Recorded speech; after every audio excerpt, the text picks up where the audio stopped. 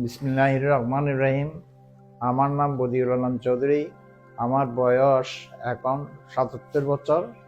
আমি বাংলাদেশ টোবাকো কোম্পানিতে চাকরি করতাম। আমার 10 বছর আগে হার্টের অ্যাটাক হয়েছিল। আমি গিয়েছিলাম মেট্রোপলিটনে।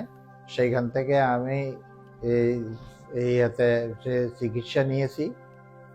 নাভির চারিদিকে 12টা ইঞ্জেকশন নিয়েছিলাম এবং ওষুধ নিয়েছিলাম। পরবর্তীতে আমি এনজিওগ্রাম করি ইউনাইটেড হসপিটালে গিয়ে। সেখানে আমার 4টা ব্লক ধরা পড়ে।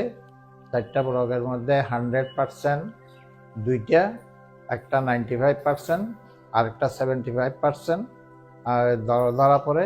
এটাতে আমি নিজেকে বেশি ভীত হয়ে গেলাম।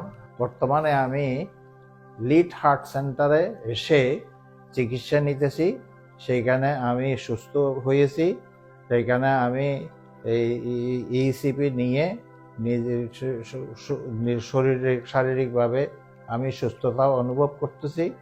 আমি সবাইকে অনুরোধ করব যেন সবাই এটাতে এই চিকিৎসা পদ্ধতি গ্রহণ করে, আর সাথে সাথে খাদ্য অভ্যাসও পরিবর্তন করে আর কিছু শারীরিক ব্যায়ামও যেন করে।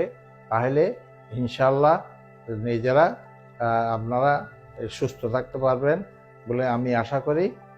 আর সেই সাথে আমি আপনাদের সুস্বাস্থ্য কামনা করছি। খোদা হাফেজ।